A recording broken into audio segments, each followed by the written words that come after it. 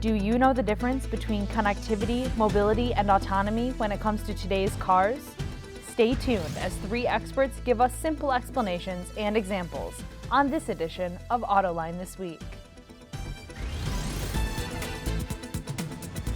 And now, here's your host, John McElroy. I want to thank you all for joining us on Autoline this week. The topic of discussion is all about this new business that the automotive industry is getting into. When you hear terminology like connectivity, ride sharing, and car sharing, autonomous cars, mobility services, what's it really all mean? Well, let's get to the bottom of that today, and I've got three people on board that are going to help explain it to us. First, Lindsay Brooke. He's with Automotive Engineering magazine, part of the Society of Automotive Engineers. Sam Abuelsamid is a senior analyst with Navigant Research, and Richard Wallace is the Director of Transportation Systems Analysis at the Center for Automotive Research. I want to thank all three of you for joining us here today. Richard, let's start out. Let's start out with this terminology that they're calling connectivity. How would you explain to people, what does this thing connectivity mean?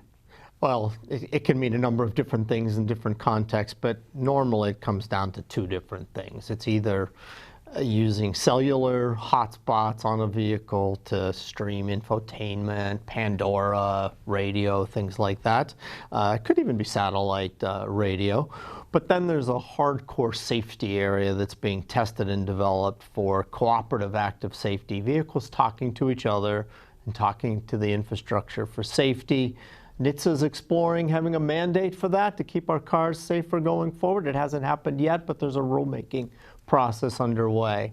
And most of the things called connectivity fall somewhere in there with a few twists, like did I bring my phone in and sync it to the car? Did the car already have connectivity built in? So there's a few subtleties, but normally it's one of those two. Sam, how would you define it? Pretty much what Richard said, expanding a little on the cellular connectivity part in the vehicle. It's often called telematics systems, things like OnStar and Hyundai BlueLink and Mercedes-Benz Command System. And what they're starting to do now is build a lot of additional services on top of that. So car makers are collecting telemetry data from the cars about how people use the cars, which is helping them in their product development process. But they can also use that telemetry data to provide other kinds of services to drivers, such as usage-based insurance systems, where you can get discounts on your insurance premiums if you agree to share information about how you drive and where you drive with the insurance company. So some of that is done through adapters that plug into the diagnostic port that provide their own cellular connection. But car makers are starting to do that directly as well through their telematics systems. And then the vehicle-to-vehicle, vehicle-to-pedestrian, vehicle-to-infrastructure communications, which is based on Wi-Fi type technology to provide messaging back and forth between the vehicles, the infrastructure, pedestrians, and so on, about what's going on, so you have better situational awareness in the vehicle. Lindsay, anything to add to that? Yeah, I think what Richard said, you know, a key aspect of this that we haven't seen in automotive before is the role that regional governments, that city governments, city planners play in this whole thing. You know, vehicles were always kind of an independent element. And now to have vehicle-to-infrastructure communications, even a vehicle talking to smart traffic lights, you know, you're going to have a government role in this to create that communications. So what I'm getting from you guys is we've got connectivity. You can bring your phone in. You can connect it with your car. You can bring in information.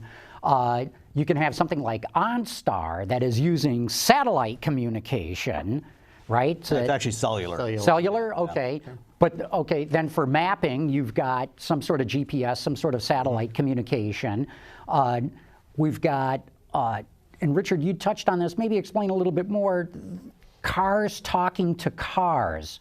That's done with Wi-Fi, is it? And run through, because I've heard V to V, vehicle to vehicle, V to I, vehicle to infrastructure, V to X, V to whatever. Yeah, V to whatever for V to X, and Sam mentioned vehicle to pedestrian, vehicle to bicyclist, vehicle to just about anything that might be in the roadway that you want safety from. Here in Michigan, we probably need vehicle to deer someday. But the idea is using a tweak on the Wi-Fi standard. It's called dedicated short-range communication. It operates at 5.9 gigahertz, and it's a band of spectrum that was set aside for transportation safety about 15 years ago. There's a little bit of a fight over it right now in DC because you've got all these Internet of Things companies look at that and say, that's some valuable real estate in the spectrum area. We could use that to talk to toasters and stereos and refrigerators and things like that.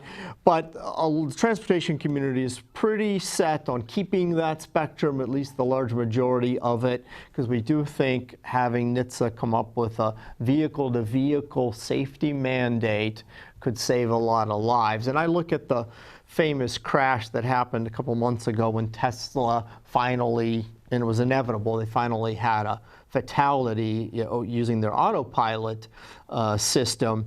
And if you look at the dynamics of that crash where the sensors failed, so a V2V system would have been a great candidate to prevent that crash. It sort of reinforced how having vehicle-to-vehicle communication is going to add to the safety cocoon of the future. Sam, explain it a little bit. How does V2V prevent cars from getting into accidents? So basically, all the cars would have a transmitter and a receiver in them that send short messages, and they're predefined messages back and forth about what's going on. So if a driver is going along and all of a sudden their traction control activates because they hit a patch of ice or something, or if they've hit the brake, slammed on the brakes, it'll broadcast a message out to other cars that are in the area within about 1,000 meters or so or less, depending on where you are, saying, okay, be alert that there's a slippery road ahead.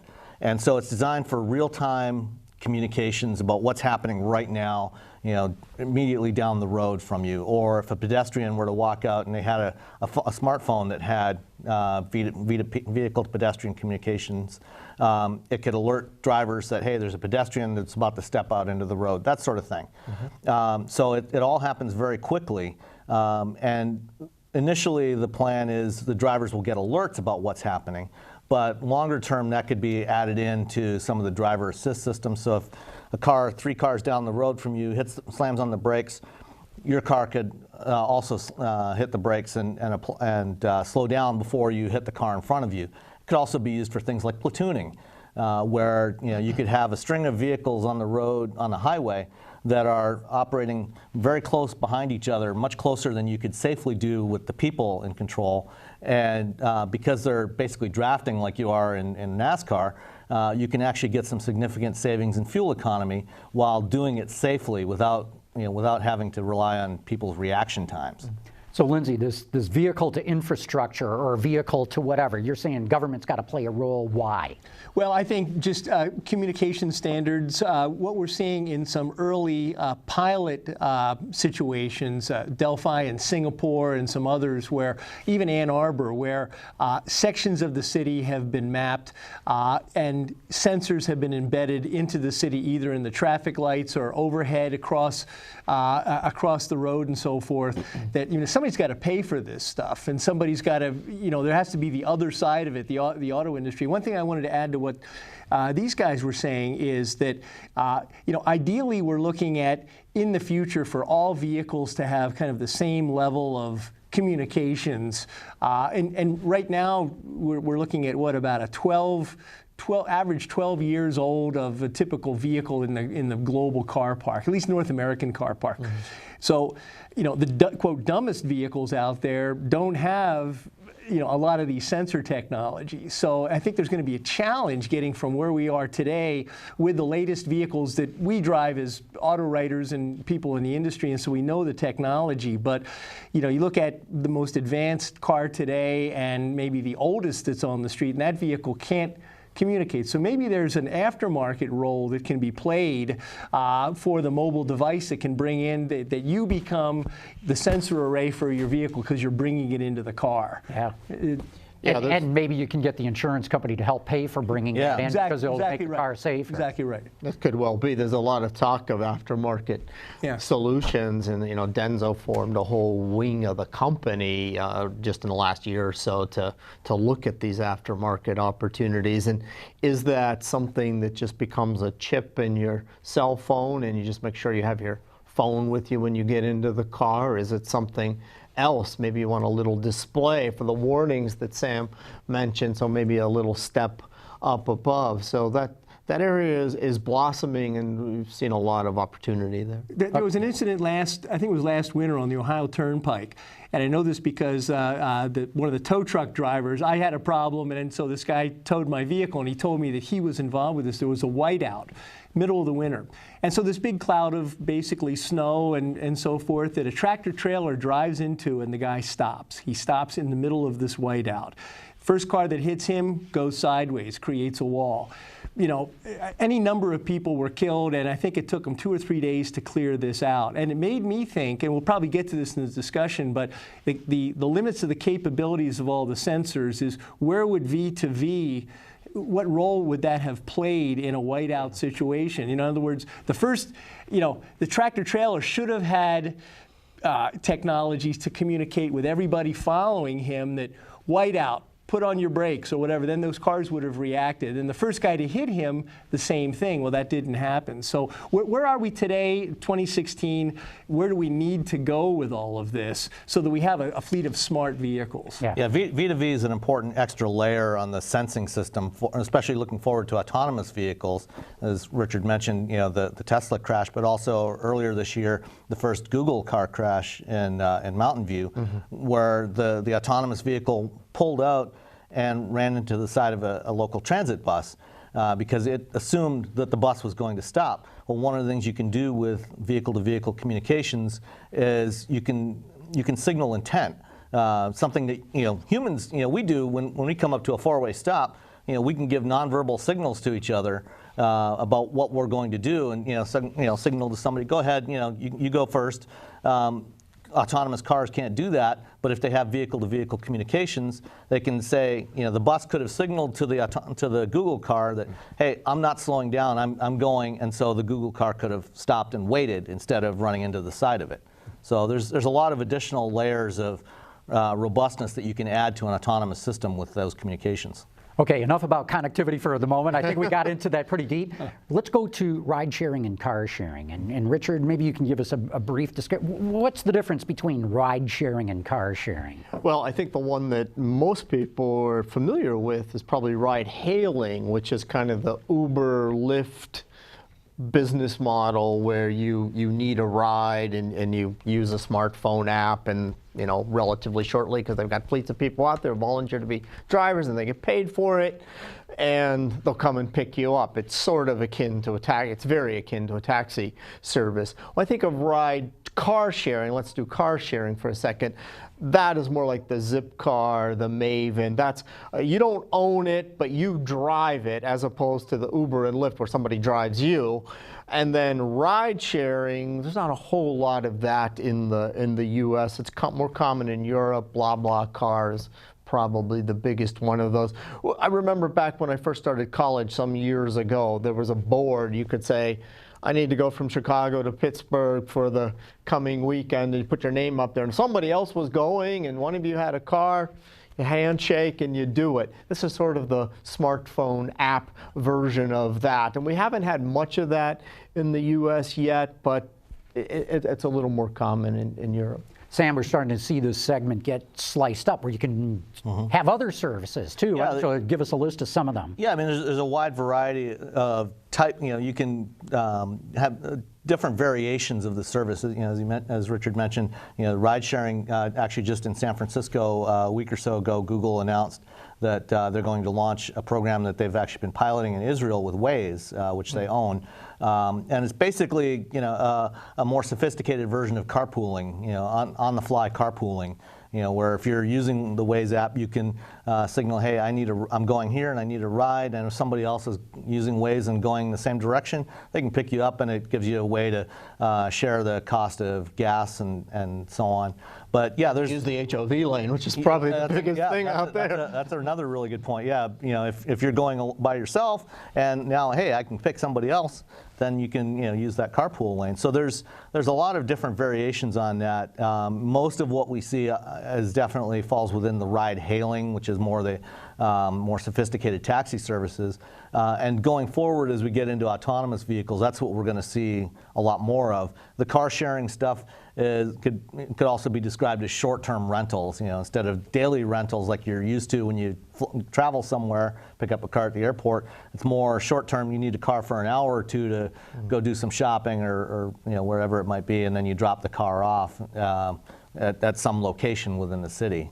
Lindsay, what do you think? I mean, people will not hitchhike anymore because they think it's too dangerous. You know, nobody will pick up a hitchhiker. Nobody hitchhikes because they know they're not going to get picked up. Why is having an app going to change all that, or is it? Well, I think a lot of this is, and we all see the projections of city growth worldwide, and the cost of owning a car in the city, maintaining a car, insuring a car, et cetera, and the fact that kind of a new generation of kids isn't really car savvy and into cars as a utility tool as we've been. And if cars are available and you can carry a device to summon the car, this all makes a lot of sense. And as we talked earlier, you know, the electrification overlay is really a big part of this too, in terms of a fully automated or autonomous car. Basically, you hit the app, and in 5 minutes it comes to your house, and it's, you know, it's the classic futuristic pod that I think is always a picture that's always painted. You know, a little white pod that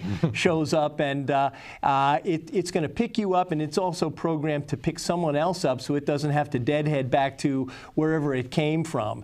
So that's why you do it. It's on your phone.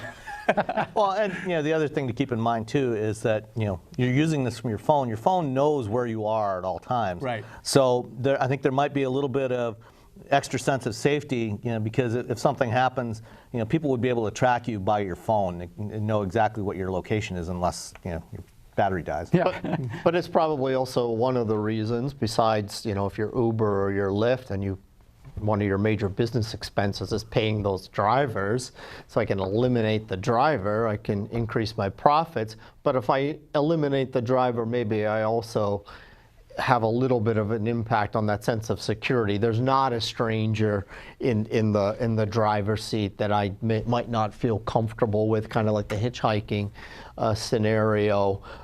They do some vetting now, and it's worked out reasonably well, but maybe you attract more people if I don't even have to deal with that slight risk that people might see. And if any emergency happens along the way, as Sam says, I'm just going to get on my phone and dial 911 from the road and say something's gone wrong, and then they'll probably send out another car to, you know, complete the journey for me. And it's interesting because Google's had this, or Uber's had this campaign to kind of have the public get to know them, and the fact that, you know, our drivers are such a human resource and we love our drivers and please come work for us, et cetera. But the end game really is autonomy. Right. Well, let's get to that, because we've talked several categories now. We talked all about connectivity. We just talked about car sharing and ride sharing. Sam, let's start with you and autonomy. The definition's all over the map. The National Highway Traffic Safety Administration has its own definition. The Society of Automotive Engineers has a very similar but different one.